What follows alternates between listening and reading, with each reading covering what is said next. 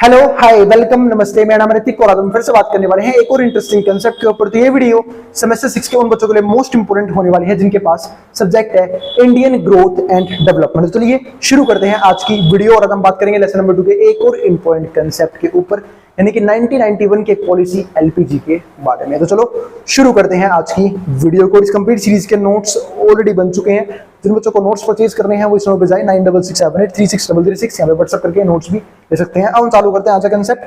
जो हमारा आज का कंसेप्ट है वो है the first economic reforms of 1991 यानी कि एलपीजी। सिर्फ आज हम इसके बात करेंगे, उसके अलावा लिबरलाइजेशन एंड इट्स इफेक्ट वो हम देखेंगे इस वीडियो के बिल्कुल आखिरी में। तो चलो पहले ये शुरू करते हैं। तो इस टाइम पे गोल्स क्या थे हमारे, तो मैंने आपको समझाया था कि चाहे वो ग्लोबलाइजेशन हो चाहे वो लिबरलाइजेशन हो, वो शुरू ही से किया गया था क्योंकि जो बैलेंस ऑफ पेमेंट है उसका बर्डन इंडियन कंट्री पे यानी कि इंडिया पे बढ़ रहा था। वो क्यों बढ़ रहा था? क्योंकि उस टाइम पे जो है ना ओपन ट्रेड पॉसिबल नहीं था। यानी कि मैं एक ही बात यहाँ पे कह सकता हूँ कि उस टाइम पे इंपोर्ट एक्सपोर्ट इतना डेवलप नहीं रखा था और इंडिया ने उस टाइम पे टैरिफ ज्यादा लगा रखे थे, जिसकी वजह से जो है ना ये चीज करनी बहुत ही इंपॉर्टेंट हो गई थी और एक की गई 1991 के अंदर।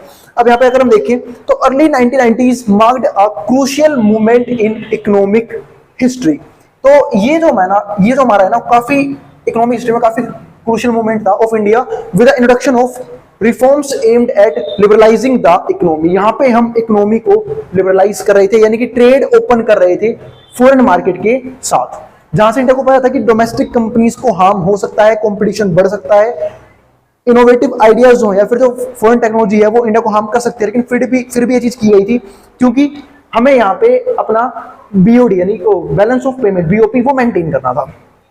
अगर मैं यहाँ पे देखूं तो primary objectives were to address the crisis in balance of payment to. तो सबसे पहले तो ये चीज थी कि यहाँ पे मेन मोटिव क्या था कि बैलेंस ऑफ पेमेंट जो है ना उसको हमें क्या करना है, ठीक करना है। रिड्यूस फिस्कल डेफिसिट, और जो भी फिस्कल डेफिसिट हो रहे हैं यानी कि जो भी नुकसान हो रहे हैं वो कंट्रोल करने हैं। And integrate India into a global economy, और हमें कन्वर्ट करना है इंडिया को ग्लोबल इकोनॉमी के अंदर। यानी कि जब इंपोर्ट एक्सपोर्ट शुरू हो जाएगा तो यहाँ से एक बेनिफिट क्या मिलेगा कि भाई हम जो है वो फॉरेन कंट्री गुड्स और सर्विस की भी डिमांड कर सकते हैं और जो हमारी कंट्री के जो सेलर्स हैं यानी कि डोमेस्टिक इंडस्ट्री है वो भी अपने गुड्स और सर्विसेज को फॉरेन कंट्री में एक्सपोर्ट कर सकते हैं। उस चीज का बेनिफिट हमें यहाँ पे देखने को मिलेगा।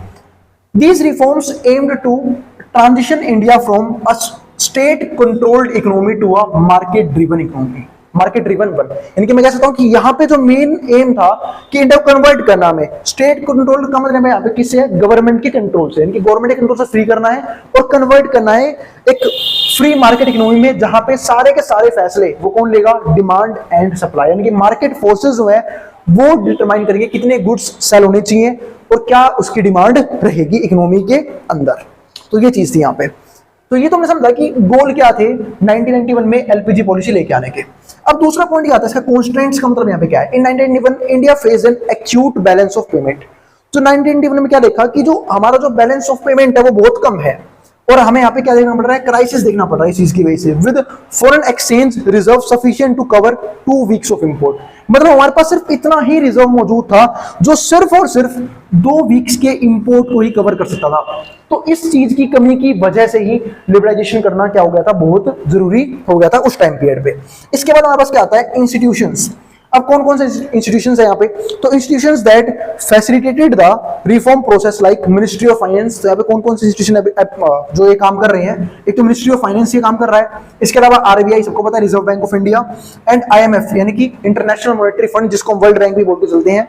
तो which provided financial assistance contingent on the implementation of structural reform. तो इस तरीके से जो है ये पॉलिसीज जो है वो अप्लाई की गई थी, यानी कि ये बड़े बड़े इंस्टीट्यूट थे जो इन चीजों को करने में हेल्प कर रहे थे। इसके अलावा पॉलिसी फ्रेमवर्क क्या था इसका वो देख लेते हैं।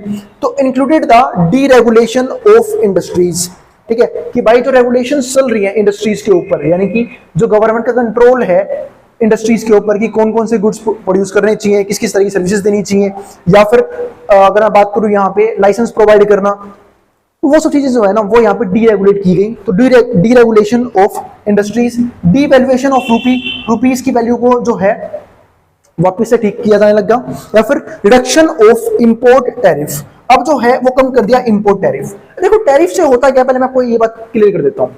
देखो जब भी हम जो है कोई भी गुड्स बाहर की कंट्री से इंपोर्ट करते हैं तो उस पर टैरिफ लगता है। अब टैरिफ क्यों लगता है? क्योंकि सपोज करो, मान चलो मैं एक इंडियन हूं, मैं फॉरेन कंट्री से कुछ गुड्स और सर्विस यूज करता हूं, फिर कोई गुड्स मंगवा रहा हूं।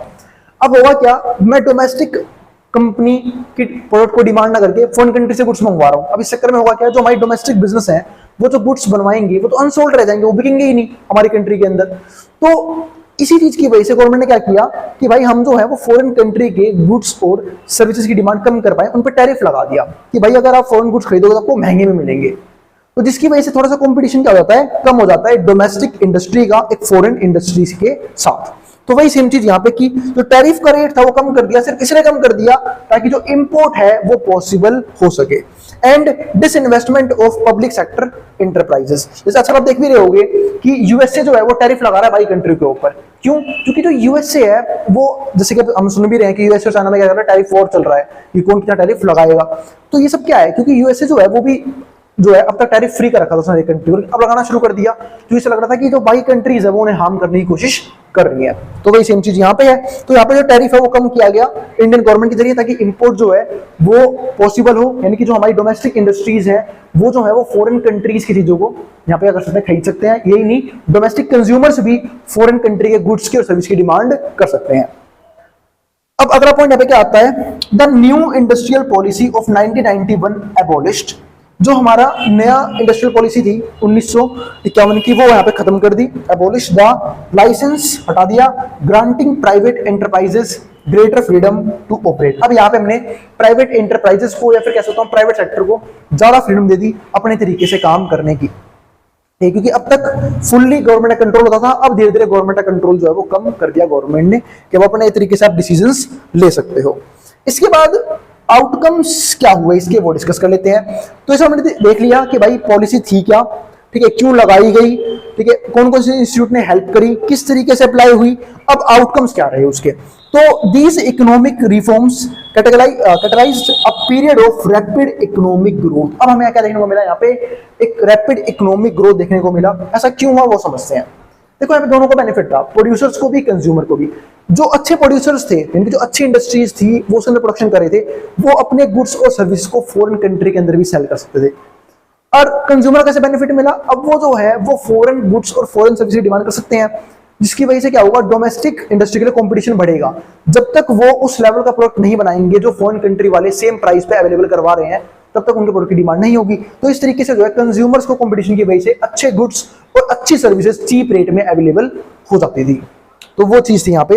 तो these economic reforms catalyse a period of rapid economic growth averaging around 6 to 7% annual, यानी कि 6-7% तक जो हमारी ग्रोथ होने लग गई इन 1990s and early 2000। Foreign investment surged, industries expanded and India's integration into the global economy। अब जो है इंडिया वो ग्लोबल इकोनॉमी के अंदर कन्वर्ट हो गया था, global economy depend and benefits of growth not evenly distributed. लेकिन अब यहाँ पे एक दिक्कत और भी आई कि चलो ठीक है, ग्रोथ तो हो रही थी कि भाई 6 to 7% से जैसे हमारी इकोनॉमी ग्रो कर रही है, वो आज भी ग्रो कर रही है, आज भी हम डेवलपिंग नेशन का पार्ट है। लेकिन दिक्कत क्या है कि जो ग्रोथ है ना, उसका बेनिफिट सबको नहीं मिल रहा। यानी कि वो जो है, हम बोलते हैं ना कि यहाँ पे इक्वल डिस्ट्रीब्यूशन ऑफ ग्रोथ, वो नहीं है, जिसकी वजह से क्या हो रहा है कि जिनके पास मतलब कुछ रिसोर्सेज जो हैं उस पर बहुत सारे लोग डिपेंडेंट है। यानी कि मैं कह सकता हूँ कि अभी भी देखो ऑलमोस्ट 10 to 20% पे ना जो रिसोर्सेज हैं वो 80 से 90% लोग यूज कर रहे हैं, और जो बाकी बचे हुए रिसोर्सेज हैं 70 to 80%, ठीक है, वो कौन यूज कर रहे हैं, बाकी के हमारे बचे हुए लोग, यानी कि 10% लोग। यानी कि मैं कहता हूँ कि जो मेजर रिसोर्सेज हैं सबसे ज्यादा, उसे सिर्फ कुछ लोग ही यूज कर पा रहे हैं, और जो बहुत कम रिसोर्सेज हैं उस पर बाकी सारे लोग जो है वो क्या है, डिपेंडेंट है। इसी को हम क्या बोलते हैं, unequal distribution of income and resources. तो वो चीज थी यहाँ पे। अगला पॉइंट क्या आया, अब आया liberalisation and its effect 1991 onwards. मतलब मैं कह सकता हूं कि अब यहाँ पे क्या इंपैक्ट रहे, तो वो देखते हैं। पहला पॉइंट क्या आया, इंट्रोडक्शन ऑफ इकोनॉमिक लिबरलाइजेशन, कि भाई इकोनॉमिक लिबरलाइजेशन से क्या क्या बेनिफिट मिले, पहले समझ लेते हैं एक बार। तो in 91 India began a path of economic liberalisation, की अब 1991 से जो इंडिया है वो इकोनॉमिक लिबरलाइजेशन का पार्ट बन गया, shifting from a centrally planned economy to a more market oriented one. यानी कि अब जो है, जो सेंट्रली प्लान्ड इकोनॉमी थी, यानी कि ऐसी इकोनॉमी, ठीक है, जहां पे मेनली सारी डिसीजंस कौन लेती है, गवर्नमेंट ले रही थी, ठीक है, अब जो है उसको छोड़ दिया जा रहा है मार्केट के ऊपर। यानी कि अब जो है मार्केट सारी डिसीजंस लेगी। और हम सब जानते हैं कि प्राइवेट सेक्टर में भी चीज थोड़ी सी महंगी हो, but as compared to government sector efficient होती है। अब वही कंपेयर कर लो, अगर मैं बात करूं यहाँ पे इंडियन रेलवेज में लोकल ट्रेन की, वही कंपैरिजन करो मेट्रो के साथ, तो अलग लेवल की फैसिलिटीज है मेट्रो के पास। बेशक प्राइस थोड़ा हाई है लेकिन फैसिलिटीज भी क्या है, डिफरेंट लेवल की है। तो वही चीज यहाँ पे है, no power on earth can stop an idea whose time has come. अब ये जो कोट है ना, पता किसने दिया था? वो दिया था हमारा प्रधानमंत्री मनमोहन सिंह ने। उस टाइम पे वो जो है ना, वो सिर्फ क्या थे, यहाँ पे फाइनेंस मिनिस्टर थे, तो उन्होंने ये वाला कोट दिया था कि no power on earth can stop an idea whose time has come, यानी कि जो सा आइडिया आने वाला हो, ठीक है, उसे कोई भी ताकत जो है वो रोक नहीं सकती है। और हम सब जानते हैं जो फाइनेंस मिनिस्टर हमारे मनमोहन सिंह थे, उन्होंने जो है उस टाइम पे जो है इकोनॉमिकली जो है ना काफी अपना जो है योगदान दिया था, ठीक है, चीजों को कंट्रोल करके रखा था, इकोनॉमिकली इंडिया को काफी बचाया था बहुत सारी डिप्रेशन से। यानी कि चीजों को ना फाइनेंशियली जो है ना हैंडल करना उनसे बेहतर रास्ता किसी ने नहीं किया है इंडिया के अंदर आजादी के बाद। अब अगला पॉइंट हमारे पास क्या है यहाँ पे, दूसरा, रैपिड इकोनॉमिक ग्रोथ। अभी रैपिड इकोनॉमिक ग्रोथ तो मैं वहां पे डिस्कस भी कर चुका हूं। तो India has witnessed remarkable economic growth. अब यहाँ पे इकोनॉमिक ग्रोथ जो है वो क्या हो गई, बढ़ गई इंडिया की, ठीक है। तो with GDP expanding annually at a rate of 6 to 8%। तो जीडीपी ग्रोथ है वो कितनी हो गई, 6 से लेके 8% के बीच में हो गई, किसकी, इंडिया की। और नॉमिनल जीडीपी, अब यहाँ पे एक बात यही भैया, नॉमिनल जीडीपी क्या होता है? अरे मैंने ये चीज ना मैक्रो इकोनॉमिक्स में पढ़ाई थी कि नॉमिनल जीडीपी और रियल जीडीपी में क्या डिफरेंस होता है। रियल जीडीपी हम जो है वो अगर मोटा मोटा मान चलते, तो रियल जीडीपी जो है हम बेस प्राइस पे निकालते हैं और नॉमिनल जीडीपी हमेशा करंट प्राइस पे निकाला जाता है। तो वो चीज होती है, इसका मतलब मैं कह सकता हूं कि नॉमिनल जीडीपी कभी भी रियल ग्रोथ नहीं दिखाता, रियल जीडीपी हमेशा रियल ग्रोथ दिखाता है। क्योंकि जीडीपी के बढ़ने के दो तरीके होते हैं, या तो प्राइस बढ़ जाए या क्वांटिटी बढ़ जाए। अगर प्राइस बढ़ के आप जीडीपी ग्रोथ चेक करोगे तो उसी को तुम बोलते हैं नॉमिनल जीडीपी, कि भाई हर साल प्राइस तो बढ़ रहा है, इन्फ्लेशन बढ़ रहा है, जिसकी वजह से नॉमिनल जीडीपी लगातार बढ़ेगी। लेकिन रियल जीडीपी तभी बढ़ेगी जब प्रोडक्शन को बढ़ाया जाएगा, और प्रोडक्शन का बढ़ना ही ये दिखाता है कि इकोनॉमिकली जो है हम ग्रोथ कर पा रहे हैं या नहीं कर पा रहे। तो वो चीज है, तो काफी अलग कंसेप्ट हैं, वो बाद में बात करेंगे। वैसे मैं पढ़ा चुका हूं मैक्रो इकोनॉमिक्स में, अभी सिर्फ आपको डाटा पढ़ना है इसका, तो वो काफी इंपॉर्टेंट था। बाकी मैं डिफरेंस बता चुका हूं कि क्या डिफरेंस होता है मेनली नॉमिनल जीडीपी के बीच में और रियल जीडीपी के बीच में। तो नॉमिनल जीडीपी सर्ज्ड फ्रॉम $267.52 से कितना हो गया था, बिलियन से 1992 में हो गया था 1.85 ट्रिलियन इन 2012। यानी कि मैं कह सकता हूं कि इंडिया जो है वो आ चुका था यहां तक टॉप 3 इकोनॉमीज के अंदर। यानी कि अब जो है इंडिया जो है वो टॉप 3 इकोनॉमीज का पार्ट बनने वाला है। जैसे कि अभी हम सब जानते हैं कि भाई जो हमारा यूएसए वो फर्स्ट पे है, ठीक है, उसके बाद हमारा चाइना आता है, फिर हमारा जापान है। तो अब जापान को हम पीछे करके कहां पे आने वाले हैं, टॉप 3 इकोनॉमीज का पार्ट बन जाएंगे। तो वो चीज थी यहाँ पे। तो मतलब एक काफी अच्छी ग्रोथ देखी गई। सो बिलियन से हम कहां पे पहुंच गए, 1.85 ट्रिलियन। सिर्फ किस चीज की वजह से, जब हमने अपना फॉरेन ट्रेड शुरू कर दिया था। इसके बाद जो हमारा थर्ड पॉइंट है वो क्या है, डाइवर्सिफाइड इंडस्ट्रीज। अब जो इंडस्ट्रीज हैं वो भी अलग तरह की है, यानी कि सेक्टर्स जो हैं वो बहुत अलग तरीके के थे जिसमें डेवलपमेंट देखी गई। जैसे कि इंफॉर्मेशनल टेक्नोलॉजीज को हम क्या बोलते हैं, आईटी बोलते हैं, टेलीकम्युनिकेशन, ठीक है, टेक्सटाइल्स, कपड़ों की industry, chemicals, food processing, steel, transportation equipment, engineering goods, cement, mining, petroleum, machinery, सब अलग अलग सेक्टर थे जो लगातार ग्रो कर रहे थे। फार्मास्यूटिकल्स, इसमें तो वन ऑफ द बेस्ट हैं, यानी कि हम जो है वो ऑलमोस्ट ओवरऑल द वर्ल्ड अपनी दवाइयां जो है सप्लाई करते हैं। क्यों? क्योंकि इंडिया जो है वो बिल्कुल चीप रेट पे दवाइयों का प्रोडक्शन कर पाता है। तो वो चीज थी यहाँ पे। इसके बाद जैसे कि अगर आपने डाटा पढ़ा हो अभी का, तो यूएसए ने जो टैरिफ लगाए, तो यूएसए जो है ना वो इंडिया से जो है ना सबसे ज्यादा क्या लेता है, दवाइयां लेता है। यानी कि फार्मास्यूटिकल्स के लिए वो फार्मा पे, इंडिया पे डिपेंडेंट है। लेकिन इसने इंडिया पे एक बात ये अच्छी कर दी कि भाई जब टैरिफ को वहां पे इंक्रीज किया तो इसको एग्जेम्प्ट कर दिया उस टैरिफ से। तो जिसकी वजह से ना, अगर आपने देखा भी होगा, तो अगर स्टॉक मार्केट में कोई दिक्कत हुई भी तो इसमें कोई दिक्कत नहीं हुई फार्मा सेक्टर में, क्योंकि फार्मा सेक्टर पे टैरिफ लगाया ही नहीं गया यूएसए के जरिए। अगर आपने डाटा पढ़ा हो तो ठीक है, नहीं पढ़ा तो कोई बात ही नहीं है। फिर फोर्थ पॉइंट क्या आता है हमारे पास यहाँ पे, ट्रांजिशन इन सेक्टरल कंट्रीब्यूशन। अब सेक्टरल कंट्रीब्यूशन में क्या हुआ, ट्रांजिशन।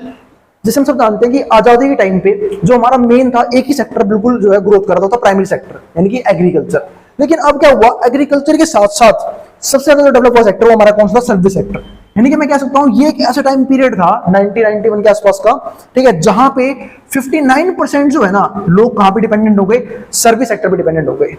ठीक है, तो ये जो है ना सबसे ज्यादा ग्रोथ हुई थी कि भाई सेक्टरल कंट्रीब्यूशन में सबसे आगे कौन सा आ गया था, हमारा सर्विस सेक्टर आ गया था। यानी कि हाँ, मैं कह सकता हूं कि देखो जीडीपी में ग्रोथ इसकी थी, लेकिन अभी भी एक टाइम पे ऐसा है जहां पे इंडिया में मैक्सिमम लोग जो है वो एग्रीकल्चर पे क्या है, एग्रीकल्चर में इन्वॉल्व है, लेकिन वहां से उतना पैसा जनरेट नहीं कर पा रहे। अगला पॉइंट हमारे पास क्या है, fifth point, manufacturing and innovations. अगर मैं बात करूं मैन्युफैक्चरिंग और इनोवेशंस की, तो यहाँ पे देखो हब ऑफ स्मॉल कार्स, तो बहुत सारी व्हीकल्स की इंडस्ट्री बनाई गई, इंजीनियरिंग गुड्स बनने लगे, फार्मास्यूटिकल्स, तो फार्मा की बात मैंने ऊपर करी ली थी, ठीक है, कि जो हम जो है फार्मा के सबसे चीप जो है वो यहाँ पे क्या है, एक्सपोर्टर है ऑल ओवर द वर्ल्ड। इसके बाद जो सिक्स्थ पॉइंट आता है वो क्या आता है, एग्रीकल्चरल एडवांसमेंट्स। अगर मैं एग्रीकल्चरल एडवांसमेंट की बात करूं तो एग्रीकल्चर लेवल पे भी बहुत सी चीजें चेंज की गई, बहुत सी मशीन्स इक्विपमेंट लेके आ गया एग्रीकल्चर सेक्टर के अंदर, ताकि एग्रीकल्चर के अंदर भी प्रोडक्शन को बढ़ाया जा सके। क्योंकि हम सब जानते हैं कि इंडिया की पॉपुलेशन लगातार बढ़ रही है और उसके हिसाब से डिमांड ही बढ़ रही है, किसकी, एग्रीकल्चरल गुड्स की या फिर प्रोडक्ट्स की। तो अगर उसके हिसाब से प्रोडक्शन नहीं किया जाएगा तो कहीं ना कहीं हम किस चीज को होगा यहाँ पे, ठीक है, कि भाई हम जो डिमांड फुलफिल नहीं करवा रहे, फिर से क्राइसिस आ सकता है, फिर फेमाइंस आ सकते हैं। तो उस चीज से बचने के लिए यहाँ पे क्या किया गया, एग्रीकल्चरल एडवांसमेंट। और आज देखो आप, फूड की कोई दिक्कत नहीं है हमारे वहां, तो ये होता है कि अनाज सड़ जाता है इंडिया के अंदर, और यही नहीं, हम किसी भी डिपेंडेंट भी नहीं है फूड को लेके, और खासकर डेयरी प्रोडक्ट को लेके, जैसे कि मिल्क वगैरह हुआ, कि प्राइमरी सेक्टर का मतलब सिर्फ एग्रीकल्चर नहीं होता, एनिमल हस्बेंड्री भी इसी का पार्ट बनता है। तो उम्मीद है आपको टॉपिक समझ में आ गया होगा। तो अब हम मिलेंगे अगली वीडियो में विद न्यू कंसेप्ट। तो अब जिसको जो उतारना उतार सकता है, मैं हूं बोर्ड के सामने से। और अगर वीडियो पसंद आई हो तो वीडियो को लाइक किए बिना मत जाना, और चैनल को सब्सक्राइब भी कर देना ऐसी वीडियोस के लिए, और उन बच्चों में शेयर भी कर देना जिन बच्चों का एग्जाम होने वाला हो सेम सब्जेक्ट का। अब जिसको जो उतारना उतार सकता है, मैं हूं बोर्ड के सामने से।